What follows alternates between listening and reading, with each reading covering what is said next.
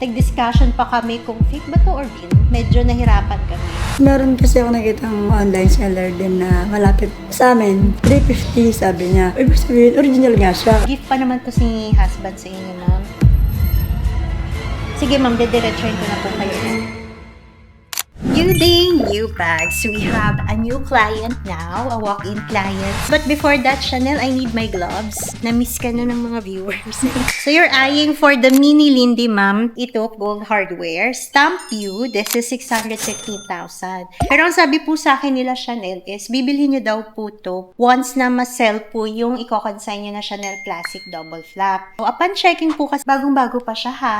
Ang prerequisite po kasi is authenticating muna the item. So, manually authenticating. Next po is third-party authentication. Our third parties are Legit Grails, Entropy, Zeco, and Baba Baby. Actually, ang ganda niya. Super. Unused. This is microchip, ma'am, no? Again, ma'am, saan nga po ito galing?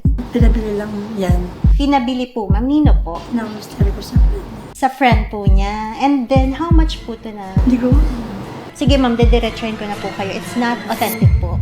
Based on our manual authentication pa lang po, nung dinala po to sa akin ni Alan. So, una ko pong tinignan is yung turn lock. Actually, pag ganyan, ma'am, authentic siya. Sino pong mag-aakalang fake siya?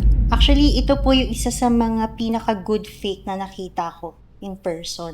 Kasi marami po akong nakitang fake na present pa lang sa akin, kita ko na agad na, fake yan. So, ito, ma'am, nag-discussion pa kami kung fake ba to or real. Medyo nahirapan kami. Yung naging giveaway dito, ma'am, is yung hardware niya po, turn lock. Kasi po, dapat smooth to.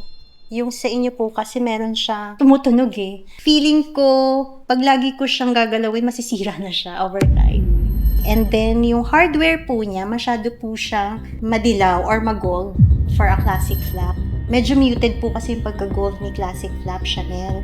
Hindi ko lang po sure kung made of real leather to, pero sa hardware po ako nag-base. Masyado rin siyang mag-gold. Ayan. Yung font po dito sa Chanel Made in France, baliko po siya. Nakaslant na pa ganun. And then yung letter A niya po masyadong nakatayo. Hindi po siya consistent with an authentic Classic Flap. Then yung next po na na-notice namin is yung font po sa microchip code niya. Iba rin po yung font niya.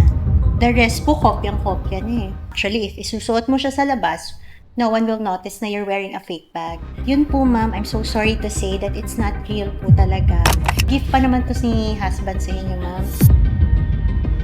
For sure, hindi rin po alam ni husband yun na fake kasi sobrang ganda niya po talaga. Huwag niyo, ma'am, yung husband niyo, ma'am. Hindi naman. Nung nabili nga yan, parang gusto ko siyang ipa-authenticate nga din. Tapos meron kasi ako nakitang online seller din na malapit sa amin. Kunyari, ibibenta ko siya. Sabi ko, kapag ito, binili niya, ibig sabihin, original. Doon na lang ako nag-base kung original ba siya o hindi. Tapos sabi niya, magkano ang asking price mo? Sabi, ikaw, magkano mo ba siyang kukunin? 350, sabi niya. Sabi ko, ibig sabihin, original nga siya kasi kinukuha niya 350. Willing na siya to ba? Tinignan niya, chinek niya na eh. Pero hindi pa yung kagaya ng check na ginagawa niyo. Yun, ngayon, hindi pala siya. To prove that it's fake, in-entropy namin siya in Legit Grails, so lumabas na rin po yung result. Unidentified po siya kay Entropy. Ang ganda niya, ma'am. Mga talaga siyang authentic. Isa pang na-notice ko, ma'am, yung mga accessories po niya. Like the receipt po, merong mga minor inconsistency lang po. Like yung contact number ng Chanel. Doon nagkakamali yung mga counterfeiters by small details. May care booklet siya na supposedly wala naman dapat sa authentic Chanel. So may mga additional siya na accessory na hindi normally nakikita sa authentic na Chanel. Yung bag lang yung titingnan natin, ma'am, maganda talaga eh.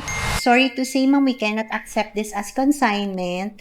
But hopefully, ma'am, kahit di namin to i-accept, bibilhin mo pa rin po si Mini Lindy, ma'am. Kasi di ba ito naman po yung purpose niya po, ma'am.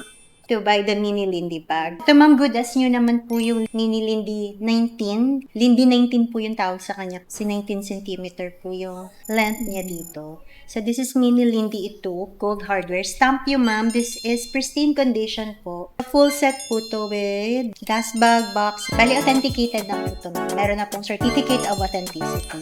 So, hindi ka na po magdududa sa authenticity. Thank you po. Thank you po. Bye.